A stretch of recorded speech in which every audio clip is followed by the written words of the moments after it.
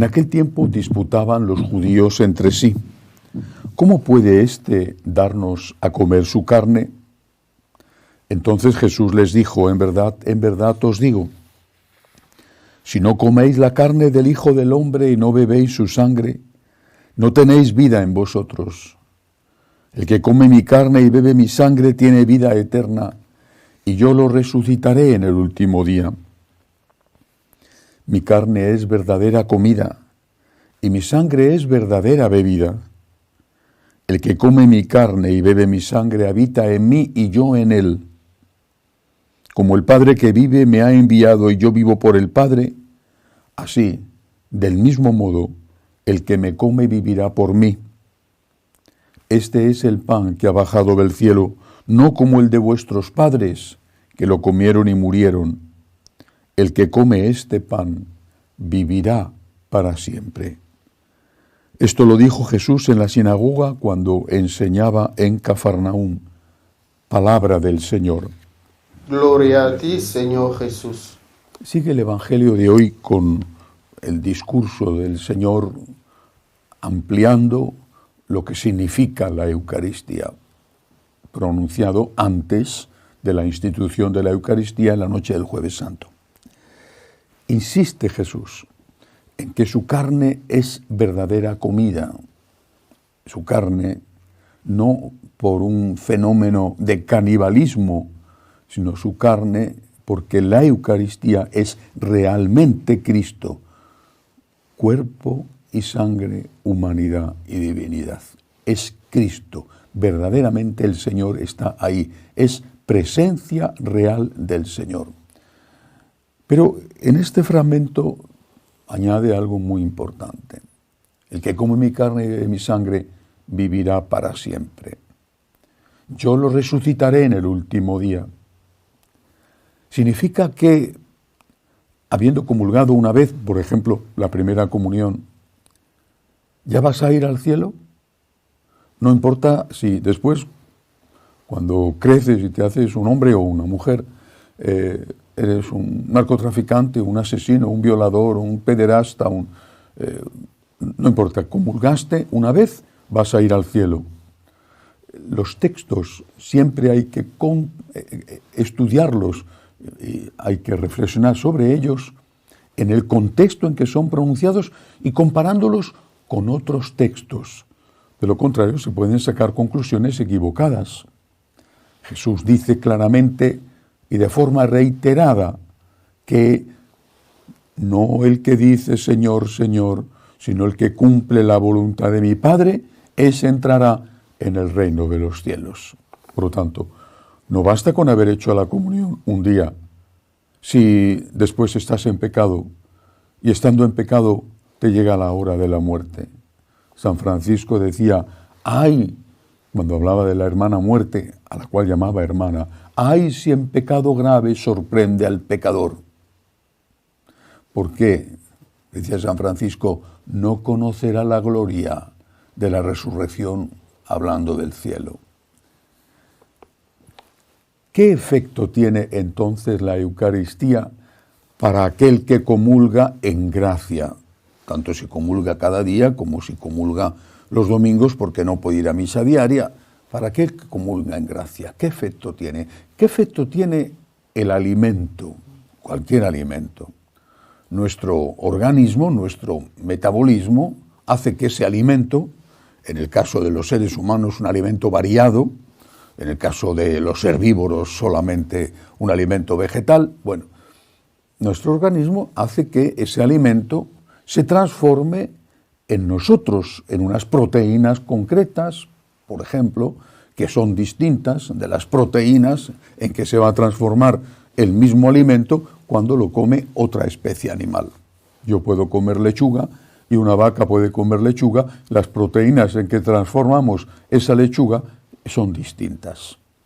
Bueno, ¿eso ocurre igual con la Eucaristía? Yo transformo el cuerpo de Cristo, alimento real cuando comulgo, o la sangre de Cristo, donde está el Señor también presente, lo mismo que en la forma consagrada, lo transformo en mis proteínas.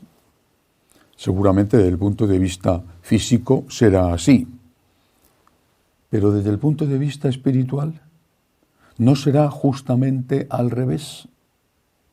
La comunión, comulgar, me transforma en Cristo. No soy yo el que transformo a Cristo en mí, sino que la comunión me transforma en Él.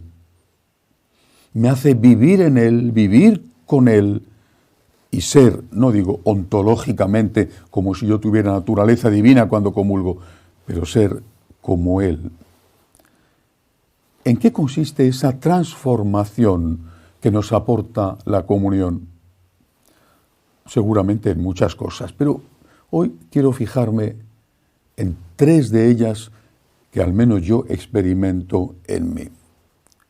Cuando comulgo, es decir, cuando comulgo bien, por lo tanto, cuando comulgo estando en gracia, naturalmente. Cuando comulgo, ¿qué es lo que yo noto que me da la comunión? Y hablo de lo que noto. Seguramente hay mucho más, porque no es solamente lo que yo percibo, pero cuando bebo o cuando como, yo noto, porque es alimento o es bebida. ¿Qué es lo que yo noto cuando comulgo? Primero, una fuerza extraordinaria. La fuerza de Cristo que reside en mí. Cristo reside en mí y me da su fuerza. Me está transformando en Él, dándome su fuerza. Es nuestro secreto. Es algo, será difícil de explicar a quien no lo ha experimentado, pero es algo que estoy seguro de que la práctica totalidad de los católicos hemos experimentado, y no solo una vez, una circunstancia especial, sino de forma habitual. ¿De dónde sacamos la fuerza para seguir llevando la cruz de cada día? Para poner la otra mejilla, para no devolver insulto por insulto. ¿De dónde sacamos la fuerza para afrontar los dolores físicos en la enfermedad, la separación desgarradora de la muerte con nuestros seres queridos o el miedo cuando se acerca nuestra propia muerte? ¿De dónde sacamos la fuerza si somos hombres y mujeres normales? Si Superman no existe y nosotros no lo somos, sacamos la fuerza de la Eucaristía. Él nos transforma y nos da algo que antes no teníamos, y todos, estoy seguro, hemos experimentado, si no todas las veces, con mucha frecuencia, que hay un antes y después cada vez que comulgamos. Llegamos agotados, cansados, comulgamos y salimos de nuevo dispuestos a decirle al Señor, por ti, contigo, a decirle al Señor, sigue ayudándome, ayúdame, que no voy a soltar mi cruz de cada día. La comunión nos da fuerza. Su fuerza, Él nos transforma. La comunión nos da paz. Me ha llamado siempre mucho la atención que Jesucristo nunca hable de felicidad. Cuando se presenta a sus discípulos el resucitado, les dice, paz a vosotros. No les dice, felicidad a vosotros, como si fuera un gurú. No, paz a vosotros. La Eucaristía nos da paz. Y esa paz procede de la confianza. Cuando comulgamos no solo tenemos fuerza para seguir luchando, la lucha de cada día, sino que tenemos paz. Estamos con Él dentro de nosotros. El resucitado ha entrado dentro de nosotros y ese saludo de paz a los apóstoles nos lo dice a nosotros, paz. O dicho de otra forma, esa paz es el fruto de la confianza. Confía, no tengas miedo, no tengas miedo, no tengas miedo, confía. Son las palabras de Jesús, las palabras del ángel a María Magdalena cuando en el sepulcro se lo encuentra y ve la tumba vacía. No tengáis miedo, no tengas miedo. Las palabras del ángel a la Santísima Virgen en la Encarnación, no temas, María, has hallado gracia ante Dios. La Eucaristía nos da paz, nos da fuerza y nos da paz. Una tercera transformación, y hay muchas más, la Eucaristía nos da esperanza.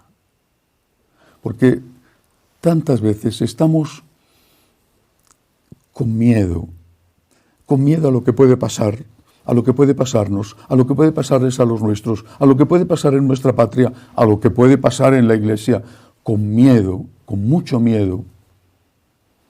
La Eucaristía nos da esperanza. La esperanza primera: yo te resucitaré en el último día. El que muera en gracia de Dios no conocerá la muerte para siempre. Yo te resucitaré en el último día. Esta es la gran esperanza. No que te vaya a tocar la lotería, o que no vayas a tener jamás una enfermedad, o que todo te vaya a salir muy bien en la vida. No. Te da la esperanza de la vida eterna, de que esa Eucaristía, esa carne verdadera de Cristo que has comido, si te mantienes unido a Él, naturalmente, va a ser la que te abra la puerta de la vida eterna en el cielo. Pero también te da esperanza en la tierra.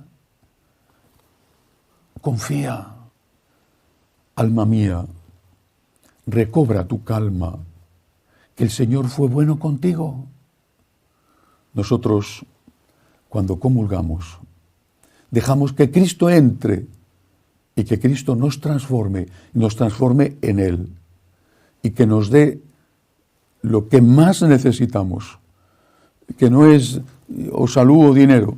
Lo que más necesitamos es que nos dé fuerza para luchar, que nos dé paz y que nos llene de esperanza.